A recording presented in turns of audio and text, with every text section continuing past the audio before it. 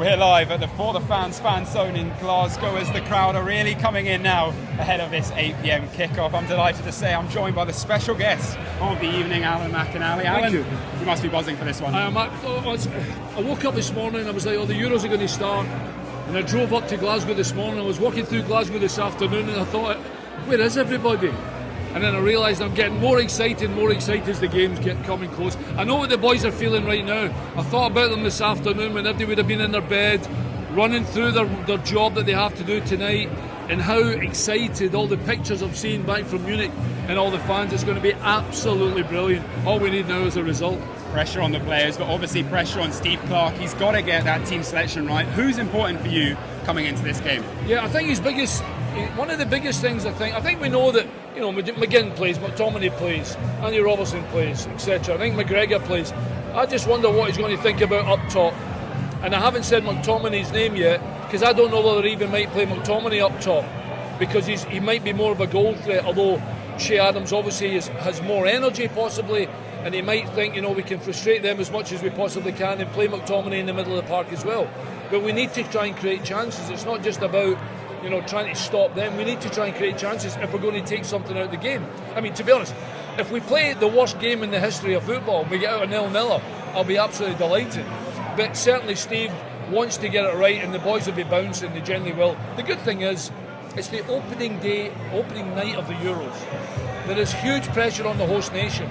It doesn't give us a free swing, but it gives us a little bit of wriggle room in terms of they're under pressure to come and beat us. That might just suit us, to be honest. Alan, you just touched on it there. You're obviously a man who knows his German football. What do you make of Julian Nagelsmann's team right now?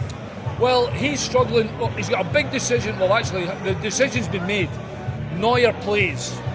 Now, the problem is Neuer's made a few rickets in the last. I mean, he was the best goalkeeper for 5 or 6 years. But he's made a decision and he'll play. Mittelstadt is a problem for him because he doesn't have a lot of experience. He'll play Rudiger at the back, you would think, obviously. But the middle of the park with Kroos, Gundogan and probably Andrik, who's a bit of a bear, by the way. He'll be a defensive midfield player. But he's also got a problem with Havertz up top. He'll play Florian Wirtz on the left-hand side, who had a fabulous season with Leverkusen. I would imagine he'll play Leroy Sané on the right-hand side. But the problem is where he plays Havertz. Does he go with Füllkrug up top, or does he play with Havertz as number 10?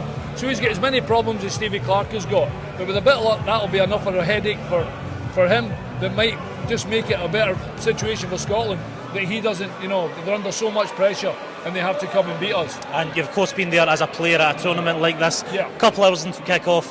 What is inside those players' heads right now? Nothing. Scrambled. Yeah. As soon as the manager says, remember, and you're like, what did he tell me again? Am I left-footed or am I right-footed? Listen, of course the guys will be buzzing. What time have we got now? 7:15 over there.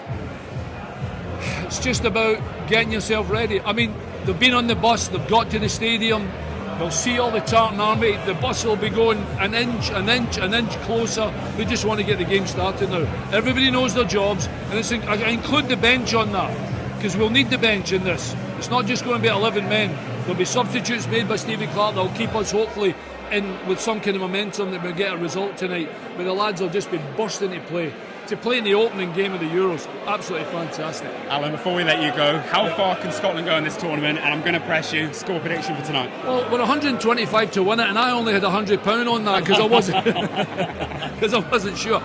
Listen, I looked at a picture earlier on today with Danny McGrain, Davy Hay, David Harvey, Kenny Dalglish. Do you know who I'm talking about, by the way? Peter Lorimer, Billy Bremner, etc. I mean, I was thinking, how can that team not qualify to the next stages? We had a go in Italy in the World Cup and we didn't get out, and we had myself and Maurice Johnson and Roy Aitken and Alec McLeish and Willie Miller and Dan. They have an opportunity to do something that no Scotland team's ever done before, is get out of the group. We have a little bit of a parachute with this best placed third position, which I would take right now. But I want to be in the position where we need to get something against Hungary. I would take that right now, regardless of the first two games. And the game in Stuttgart might just be the one we can rise to, beat Hungary and get ourselves into the next round. That would be brilliant.